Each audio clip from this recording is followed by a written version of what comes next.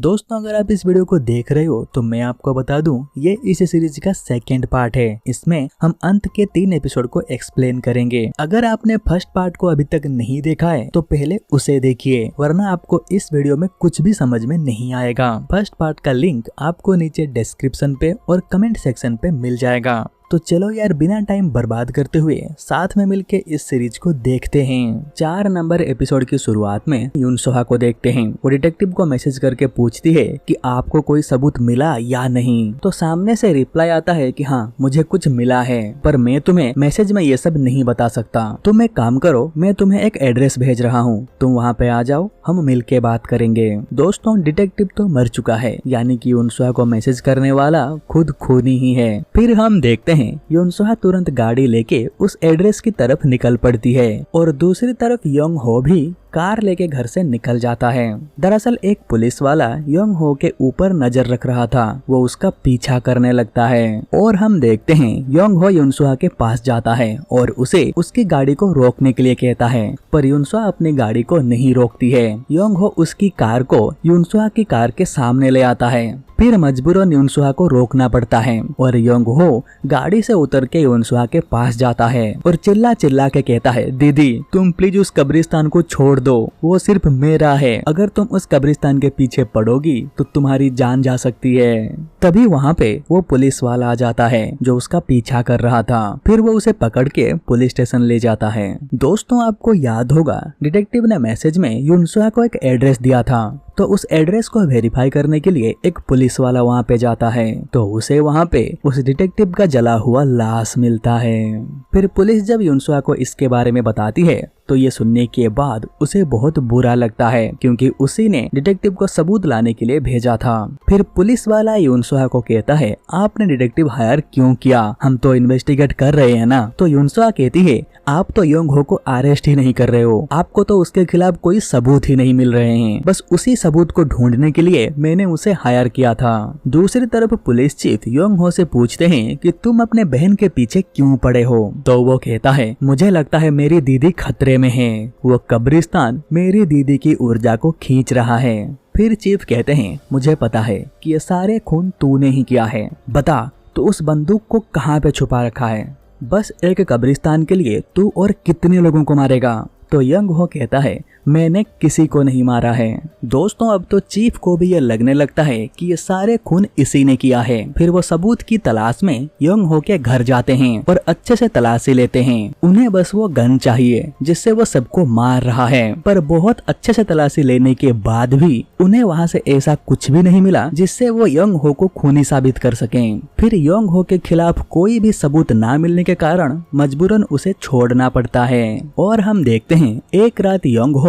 अपनी कार से कहीं जा रहा होता है, तभी अचानक से कुछ लोग आते हैं और उसे किडनैप करके अपने साथ ले जाते हैं। और इसी के साथ 4 नंबर एपिसोड यहीं पे खत्म हो जाता है। एपिसोड 5 की शुरुआत में हम देखते हैं एक बंदा योंग हो को कहता है, आप इस कागज पे बस एक साइन कर दीजिए, फिर हम आपको जाने देंगे, और हाँ उस कब्रिस्तान को अपने दिमाग से निकाल दीजिए। फिर हम एक फ्लैशबैक देखते हैं जब पुलिस फिर से योंग हो को छोड़ देती है तो यून सोहा उस बिल्डिंग की मालिक से मिलने जाती है और उन्हें कहती है, देखिए ये मामला कुछ ज्यादा ही लंबा चल रहा है, पुलिस को यंग हो के खिलाफ कोई भी सबूत नहीं मिल रहे हैं, तो ऐसे में मेरे सौतेले भाई के साथ उस कब्रिस्तान को लेके जो डिस्प्यूट चल रहा है वो और लंबा चलेगा। सो मुझे नहीं लगता है मैं आपकी ये बिल्डिंग को खरीद पाऊंगी। पर तभी बिल्डिंग का मालिक कहता है, अगर आप मुझे कहेंगे तो मैं उसे डरा धमका के पूरा का पूरा कब्रिस्तान आपके नाम पे ला सकता हूँ। दरअसल यून सोहा यंग हो से तंग आ चुकी थी, इसीलिए वो उनकी बात पे राजी हो जाती है। फिर हम प्रेजेंट में देखते हैं जब यंग हो को साइन करने के लिए कहा जाता है वो मना कर देता है, उल्टा वो उन गुंडों के साथ हाथापाई करता है और यहाँ से बच के भागने के लिए खिड़की से कूद जाता है और नीचे एक कार के ऊपर गिरता है। वो बुरी तरीके से घायल हो जाता है और हम देखते हैं नीचे उस बिल्डिंग का मालिक खड़ा हुआ होता है।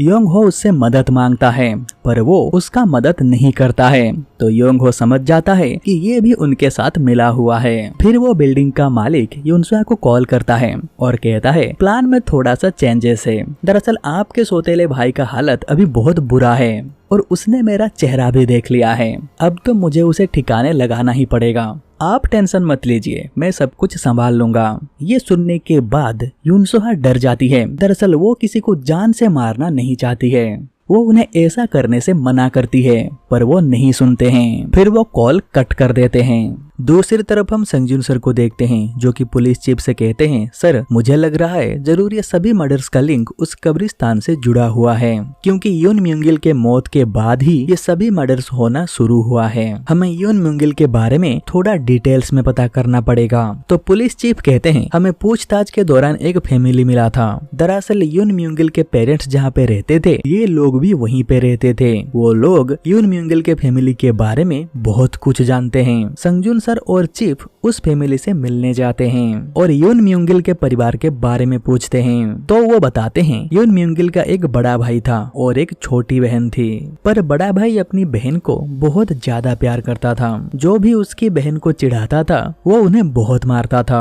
फिर वो लोग बड़े हो जाते हैं। फिर अचानक से एक दिन यून म्यूंगिल का बड़ा भाई और छोटी बहन घर से भाग जाते हैं, कहीं दूर जाके एक दूसरे के साथ रहने लगते हैं। तो ये सुनने के बाद संगजुन सर कहते हैं, तो इसमें गलत क्या है? दो भाई बहन अकेले नहीं रह सकते हैं क्या?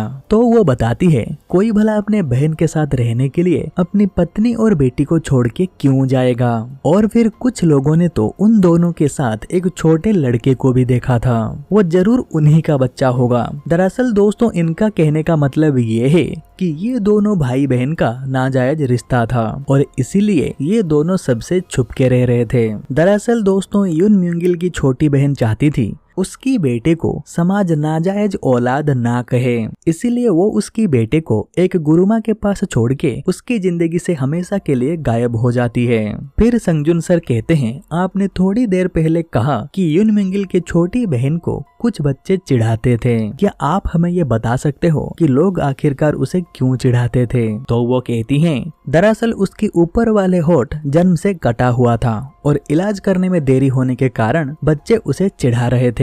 दोस्तों, यहाँ पे आता है इस सीरीज का सबसे बड़ा ट्विस्ट। तभी संगजुन सर को याद आता है कि जब वो यून म्यूंगिल के घर गए थे, तभी वहाँ पे एक बुजुर्ग महिला आई थी और उसके ऊपर वाले होठ में कटा हुआ निशान है। यानी कि दोस्तों, वो बुजुर्ग महिला कोई और नहीं, योंग हो की माँ है। वो अपनी पहचान छुपा के रह रही है। दूसरी तरफ हम देखते हैं, उस बिल्डिंग की मालिक का कॉल कट होने के बाद युनसोहा उनसे मिलने के लिए घर से निकल पड़ती है, पर तभी उसकी कार के नीचे कुछ अटक जाता है, जिसके वजह से कार आगे नहीं बढ़ पाती है। फिर वो उसे चेक करने के लिए कार से नीचे उतरती है और तभी वहाँ पे योंग हो की माँ जाती है और वो उसे बेहोश करके अपने साथ ले जाती है। और इसी के साथ 5 नंबर एपिसोड यहीं पे खत्म हो जाता है। 6 नंबर एपिसोड की शुरुआत में हम देखते हैं, सच पता चलने के बाद संगजुन सर और पुलिस चीफ को लगता है कि ये काम योंग हो की माँ ही कर सकती है। तभी संगजुन सर को उनकी एक जूनियर से कॉल आता है। वो बताता है कि सर, योंग हो गायब हो गया है। मतलब सीसीटीवी फुटेज से हमें ये पता चलता है कि किसी ने उसे किडनैप कर लिया है और युनसोहा भी गायब है। फिर संगजुन सर कहते हैं, तुरंत उस एड्रेस में जाओ जहाँ पे वो बुजुर्ग महिला रहा करती है। फिर पुलिस वाले उस एड्रेस में पहुँच जाते हैं और उस एरिया का अच्छे से तलाशी लेते हैं, पर योंग हो की माँ और युनसोहा वहाँ पे नहीं होती हैं। और दूसरी तरफ हम देखते हैं, योंग हो की माँ युनसोहा को किडनैप करके एक गुफा जैसी जगह पे ले गई होती है।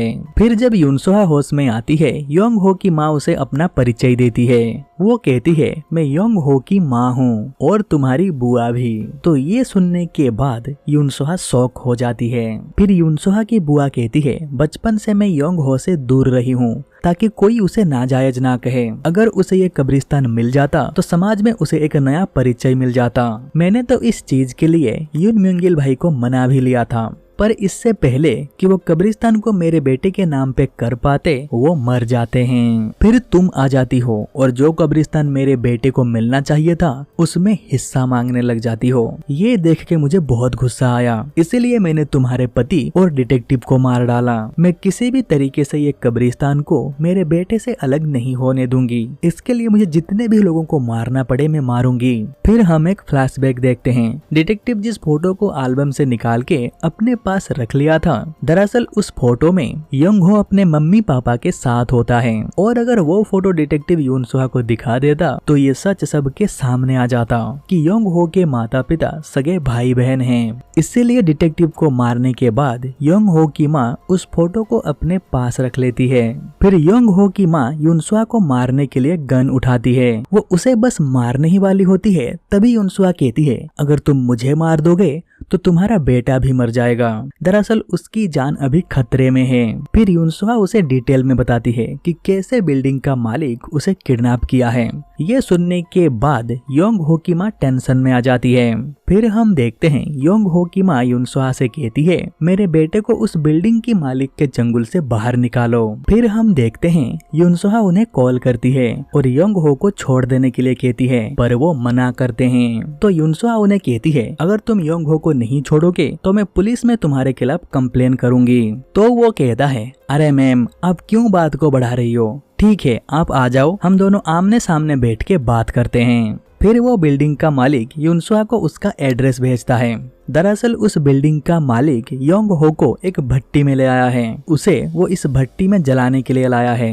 फिर हम देखते हैं संगजुन सर यून सोहा को कॉल करते हैं, पर उसकी मोबाइल योंग हो की माँ के पास होता है तो वो कॉल पिक नहीं करती है। फिर संगजुन सर यून सोहा की मोबाइल को ट्रेस करने के लिए कहते हैं। फिर दूसरी तरफ हम देखते हैं यून सोहा और योंग हो की माँ उस एड्रेस पे पहुंच जाते हैं। फिर योंग हो की माँ यून सोहा को गाड़ी से बाहर निकालती है, फिर अपनी बंदूक से यून सोहा की सर पे मारती है, जिसके वजह से यून सोहा यहाँ पे बेहोश हो जाती है और फिर योंग हो की माँ साइड में छुप जाती है। फिर कुछ गुंडे लोग यून सोहा को बेहोशी की हालत में देखते हैं, फिर उसे अपने साथ अंदर ले जाते हैं। यून सोहा को इस हालत में देख के बिल्डिंग का मालिक कहता है अरे निकम्मो, अगर ये इस हालत में है तो ये यहाँ तक कैसे पहुँची, जरूर इसके साथ कोई और भी आया है। तभी हम देखते हैं योंग हो की माँ अपनी गन से कुछ गुंडों को मार देती है, पर अंत में वो पकड़ी जाती है। फिर हम देखते हैं यून सोहा और योंग हो को भट्टी के अंदर डाल के बाहर से बंद कर देते हैं और भट्टी का टेम्परेचर बढ़ा देते हैं। फिर यून सोहा की मोबाइल को ट्रेस करते हुए संगजुन सर और बाकी पुलिस वाले यहाँ पे पहुँच जाते हैं। पुलिस को देख के सभी लोग यहाँ से भागने लगते हैं। हड़बड़ाहट में चारों तरफ आग लग जाती है, पर योंग हो की माँ उसे छोड़ के नहीं जाती है। उसके बेटे को जिस भट्टी में बंद किया गया है वो उसकी दीवार को तोड़ने की कोशिश करती है और अंत में वो कामयाब हो जाती है। फिर यून सोहा वहाँ से बाहर निकल जाती है, पर योंग हो की हालत बहुत बुरा था, इसीलिए यून सोहा उसकी मदद करती है और उसे बाहर लेके जाती है। योंग हो की माँ अपने बेटे को इस हालत में देख के रोने लगती है, पर तभी वहाँ पे संगजुन सर आ जाते हैं। वो योंग हो की माँ को अरेस्ट करना चाहते हैं, पर अगर वो अरेस्ट हो गई तो सबको पता चल जाएगा कि योंग हो एक नाजायज औलाद है।